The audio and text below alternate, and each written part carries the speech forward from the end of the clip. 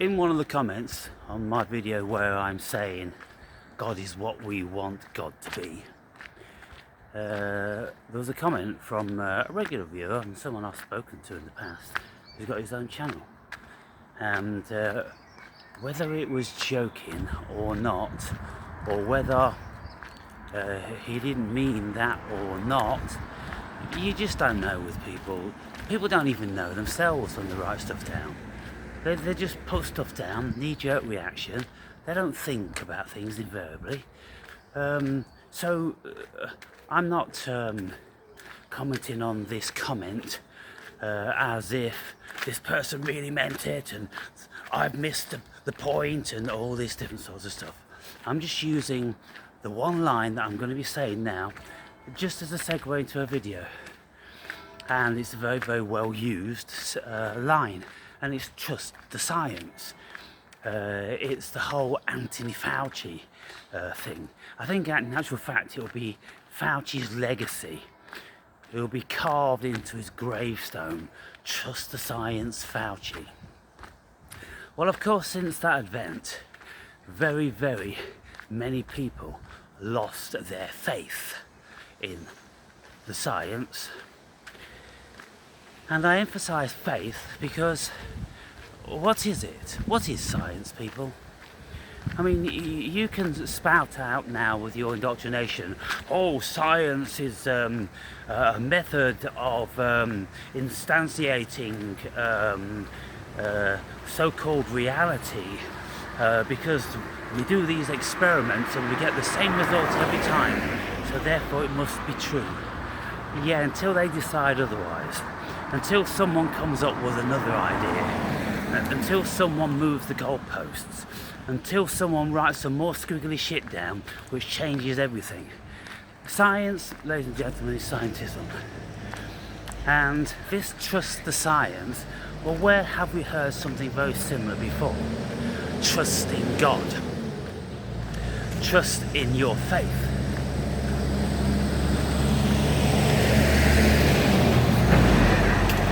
What we have to realise about the human being and consciousness is that it's just floating in an endless infinity of abyss, and it appears that it is conscious, it is the creator of all things, and it doesn't have any rules or parameters that it has to comply with.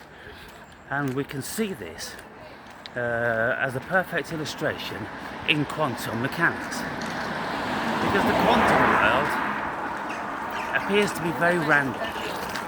It's not predictable in any shape or form. It does what it wants to do, as if it is conscious and it can just fuck around. And so, when we've got opposing beliefs, i.e. you've got the Newtonian world of the macro and all the so-called physical, and then you've got the quantum world of the micro and the invisible, and they don't marry up. And this has been the biggest bone of contention with scientists for the past 100+ years. They can't marry up those two hypotheses, so one of them is wrong. So either the quantum hypothesis of there being no physical matter is wrong, or Newtonian physics that there is physical matter is wrong. One of them's wrong. And I would say that no, neither of them are wrong, because what scientists are not is philosophers. And if they were philosophers, then they would know the answer straight away, like I do. And so all these billions of people all over the world thinking that they know something, well, as far as my mind is concerned, I just look at it and very, very simply, very rationally, I go, they're both right. And they would swear that they are right because all of their squiggly shit and all of their experiments proves to them time and time and time again that they are right. And now, if we just look at a simple analogy, if you look at your body and you will go, well, this is my left arm, this is my right arm, this is my left eye, this is my right eye, and there's marks on my left arm, tattoos, there's marks on my right arm, and you go, that is absolutely how it is. You could never ever tell me that I've got that wrong until you look in the mirror. And then when you look in the mirror, you see an identical you, only it's in a mirror reverse reflection. And so when you look at that, it's a very bizarre experience to have, because it's kind of like, well, that's not actually me, because it's got the tattoos on the wrong arms, and it's not a direct reflection of me, because it's a complete opposite. And so it's kind of like, if I stand in the mirror with my tattoos on my left arm, in the mirror they're on the right arm, and I turn around like this, and this is my right arm, but now those tattoos which were on my left arm are on my right arm. So if I transpose my consciousness into that of the mirror, this is what I'm saying, people. Lots of you won't be able to get over the fact, oh, it's just a mirror reflection, you know, it's simple. No, it's not simple. It's not simple. Investigate it further. If you have the mental and conscious wherewithal to investigate it further, and you transfer your consciousness into the conscious reflection in the mirror, if you can do that, and if you can do that, then you will see that that is a separate entity to you. It's an entity from a parallel dimension. And so when you start to think like this, then you can start to see that these scientists, whether they're macro or quantum, they are both right in their own right from their own perspective, because their perspective is an accumulation of everything that they've learnt in their lives, all of their upbringing, all of their learning and studying and all the rest of it. They have concluded something which they would absolutely swear by. And so you would say, well, how can they both be right?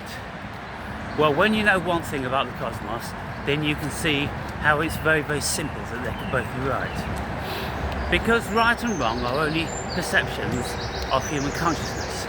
And so you're assuming that human consciousness is right, and there is a right, and it is correct, and the way we look at the universe is the only way we can look at it. It's either right or it's either wrong. But you see, the quantum world doesn't work like that. The quantum world, in quantum physics, quantum mechanics, quantum computers, they can have juxtaposed scenarios at the same time, i.e. Schrodinger's cat. In the Schrodinger's cat analogy, look into that because I can't bother to explain it. The cat can be dead and alive at the same time because it's a hypothetical scenario. We don't know whether the cat is dead or alive. We don't know whether it's been poisoned at that moment in time because it's in a box and we can't see it. So we have to assume that its potential is equal. It could be dead now and it could be alive. But then you see, to get a resolve on that, what quantum physicists have done now, they've said, well, no, it's both. It is dead and it is alive. Why? Because one of these goes into a parallel universe.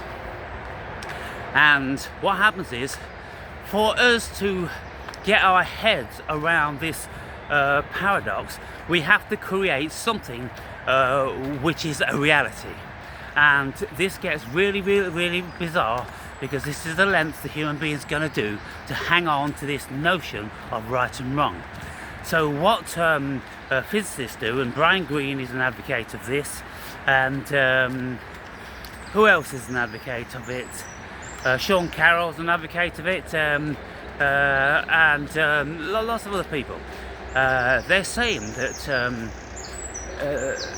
when this hypothetical experiment comes about, so we're not confused and in a state of paradox that something is and it isn't, because we can't get our heads around that. We can't get our heads around that something can be two things at the same time. We're scientists, they have to have one thing which is definitive, and this is where science breaks down, you see, because it isn't definitive. And quantum physics isn't definitive. It can be on and off, it can be and not be at the same time, it can be dead and alive at the same time. Why? Because apparently what they're saying now is the scenario breaks into separate universes, and the dead cat or the live cat, depending, if we see a dead cat, then the live cat's gone into the parallel universe. If we see the live cat, then the dead cat's gone into the parallel universe. Because the quantum world depicts that there has to be the polar opposite. Constantly and forever, there has to be the polar opposite. Why? Because the world, the cosmos, is a paradox, people. And it's only the human being that don't like the paradox, insist that we avoid the paradox, negate the paradox. We'll do everything within our power. We will delude ourselves, we will con ourselves, we will trick ourselves, we will deny our sensibility just so we can we can remain within the fiction of a material world. There is no material world, people. The world, well, there's an immaterial world as far as half of the cosmos is concerned, and the other half of the cosmos is there's no material world, because everything is paradox. And so there you have it, people. That's simple. And if anybody ever starts to talk about this, then you remember that you heard it here first. And if you think that there's somebody that actually is speaking about that, then send me a link. But one thing's for sure, there's going to be very, very, very few people who are prepared to accept this, because they're too seated, they're too invested. You see, this is the thing with all these scientists. They've made an investment of all of their lives, working towards, well, all of their adult lives at least, working towards a belief system. They've been embroiled and enveloped in a belief system. And I was listening to a conversation on cosmic consciousness, a cosmic skeptic, what does he call himself now, on his other channel. I don't know, but what's the dude's name? Every time I try to mention his name, I can never remember it. But he's speaking to a female scientist, and she's talking about consciousness, and she's so deeply rooted into the physical indoctrination that it's embarrassing to listen to her. And cosmic skeptic dude, you can see he's patently and painfully embarrassed with the dogma that she's espousing.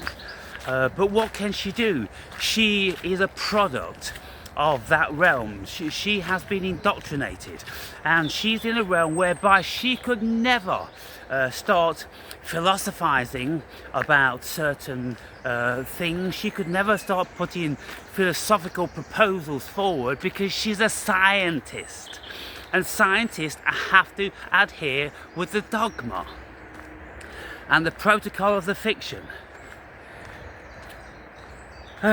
Goodness me, people, goodness me. So getting back now to trusting the science, it's probably the most naive thing anybody could ever do. And it's so small-minded. It's so narrow-minded. It's the result of patently obvious indoctrination. And so anybody that is philosophical of mind can see it so clearly. And you just wonder, well, what is it with these people that they're so blind? Why are they so blind? You see, this is the thing that philosophers have over scientists, because they can do that. They can switch from where their conscious perspective is looking from, and they'll use induction, they'll use deduction, they will hypothesize, and they will play around with all sorts of things which are not deemed to be possible as far as the scientific mind is concerned. But when you start to look at this world, then very quickly, if you're open-minded, you will see that it's more bizarre than bizarre. It's exceedingly bizarre. And there's a whole world that people experience that cannot be quantified. It cannot be wrote about in squiggly things, which exists just as much as anything else exists. The pain that you feel in your big toe when you stomped it on a fucking chair leg or something like that. The fear that you feel in your gut, in your heart, in your chest, in your mind, when you are presented with something which destabilizes you from your comfort zone. There is a billion things that scientists cannot write squiggly shit around, and yet there isn't a single person on the planet who would deny those experiences. They wouldn't deny their own fear and their own anxiety and their own joy just because the scientists couldn't fucking pinpoint it and label it. It doesn't happen, does it? There's a billion things to do with our senses. And in my book I write about varying senses. If I was to ask you how many senses are there, you'd go, oh, there's 5 or 6. And you go, olfaction, hearing, taste, sight, touch, consciousness. But if you thought about it, then you could go on and on and on and on. And in my book, there are 52 instances, examples of sensations that the human being feels and swears to be true and real. And so, how real is the sun? How real is it? Well, we see something and we feel something. Well, what if you see an apparition in the desert? Is that conclusive? You say to yourself, well, no, because that's not really there. Well, how do you know the sun's there? You don't know the sun's there. And you feel something on your body, you don't know that that's coming from the sun. You don't know, people. You simply don't know. And because your body is warming up when you're looking at something that you've been told is hot, then you would attribute that hotness coming from the sun. But all of these things that we've been told, it's all trickery, it's all mind control. And they've told us a billion things in the past which have turned out not to be true, right? But we believed them at the time and we lived our lives by them. They've told us all different sorts of things, and they can tell us stuff about the human body, they can tell us stuff about the diet, they can tell us stuff about the mind. They've told us stuff, for 100 years, and we've bought into it, and then all of a sudden there's a new paper that comes out, there's a new experiment that's been conducted, and all of a sudden that was a load of bollocks. And yet we made it real, didn't we? How did we make it real? Via our belief system. And so you can see that it's only your belief systems that make anything real. And so if you feel that you love someone, it's your belief that you love someone. If you feel that you hate someone, it's your belief that you hate someone. And you create the appropriate chemicals and feelings and firing neurons in your brain, apparently, that will give you that reality. So this reality is mind, people. And those of you that doubt it, you should start looking into existentialism. You should start looking into idealism. You should start getting involved more in philosophy. And just leave science out of the equation for a while. Because Hey look, it's one of those Agent Smiths. Good morning, Agent Smith. Can't speak. Why is that? Because I'm an agent. Well, alright then. See you later. Yeah, drone. Another societal drone. They're everywhere, you know. I've known that one for years. She's terrified of me. She was one of the best friends of the mother of my daughter, and when we were younger, her and her husband, who was in the CID, used to come round and get pissed and stoned, and